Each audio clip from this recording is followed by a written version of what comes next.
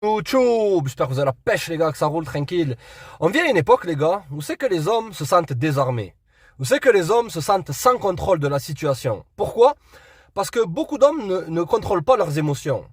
Alors ils commencent à se montrer extrêmement émotifs avec une femme, ils commencent à se montrer extrêmement dans le besoin de elle, et donc automatiquement ils commencent à se distancier, se dire mais ce mec-là il y a un truc qui cloche, ce mec-là c'est un guignol. Lorsque tu te montres dans le besoin d'une femme, tu es en train de communiquer une chose qui est grave. Tu es en train de communiquer que tu ne peux pas vivre sans elle. Et donc que tu es dépendant de elle. Je me souviens, le mec, quand j'étais plus jeune et que je travaillais dans la vente, je faisais des appels froids. Tu vois? On appelle ça cold callings. D'accord? Et j'avais mon mentor. Et c'était une nana. La vérité, les gars. Et à chaque fois que je faisais des erreurs, elle était là elle était en train d'écouter mes appels. Elle me disait, mais lorsque tu as affaire au client, ne force jamais. D'accord? Essaye de trier pour voir si le client est opérationnel à acheter le truc ou à prendre un rendez-vous avec moi, ou sinon, simplement, tu pars et tu laisses la porte ouverte. Donc, j'ai commencé à implémenter ça et les résultats, ils ont été multipliés par 2, les gars. Ok? On va lire 2 messages que j'ai eu de Patreon qui ont eu affaire à des femmes et que ils se sont montrés comme des mecs en perte de contrôle. Lorsque tu perds le contrôle avec une femme, que tu commences à la bombarder d'appels, que tu commences à carrément l'harceler, à lui dire mais je peux pas vivre sans toi, etc., à lui courir derrière lorsqu'elle se distancie, tu es en train de montrer des faiblesses. D'accord? Donc là, les mecs, on va voir comment récupérer le pouvoir, les gars. Ok? Allez, premier message. Salut SC. Comment regagner le pouvoir après avoir été faible et lui avoir couru après? Lorsque tu as été faible et que tu as couru après une meuf, gros, comprends que simplement la chose qu'il faut que tu fasses, c'est faire un miroir des émotions. Tu vas me dire, mais c'est quoi ce terme, miroir des émotions? Je vais te raconter une histoire, frère. Je fréquentais une nana, et bien sûr, elle a commencé à se montrer distante. Tu vois? Bien sûr, attractive, elle a beaucoup d'options, et je n'étais pas exclusif avec elle.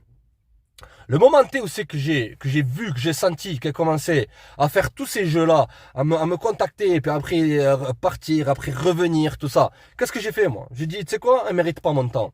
Donc j'ai fait quoi?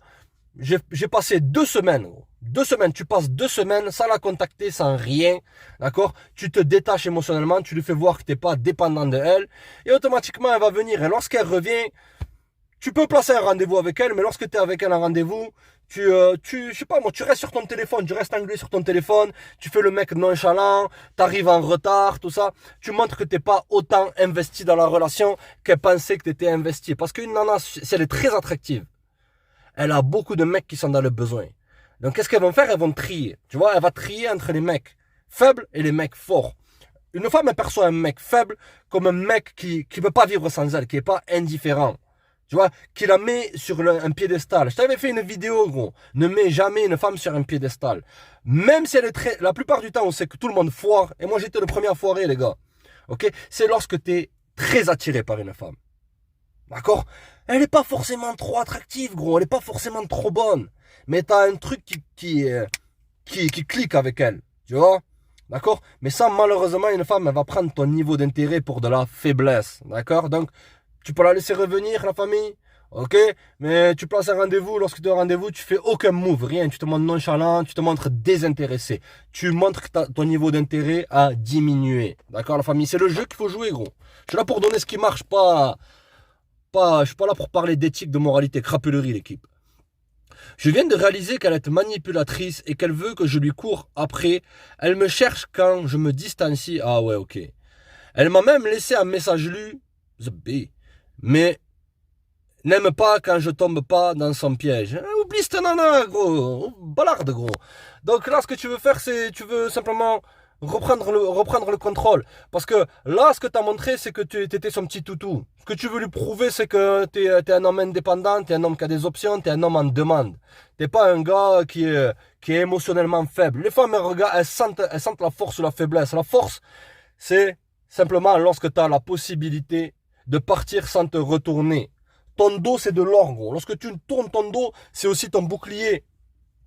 D'accord? Beaucoup d'hommes, ils pensent que le plus ils vont faire, le plus la meuf va les apprécier. C'est entièrement faux. Avec les femmes, ce qui marche, c'est le moins. Le moins être le plus, les gars. Marquez cette phrase-là en lettres d'or. le moins être le plus. Le moins tu en fais, c'est comme des vasques communicantes, tu vois. Ok. Le plus tu vas faire, le moins c'est fait. Et le moins tu vas faire, le plus elle va faire pour toi, gros. Une femme, elle veut s'investir dans la relation.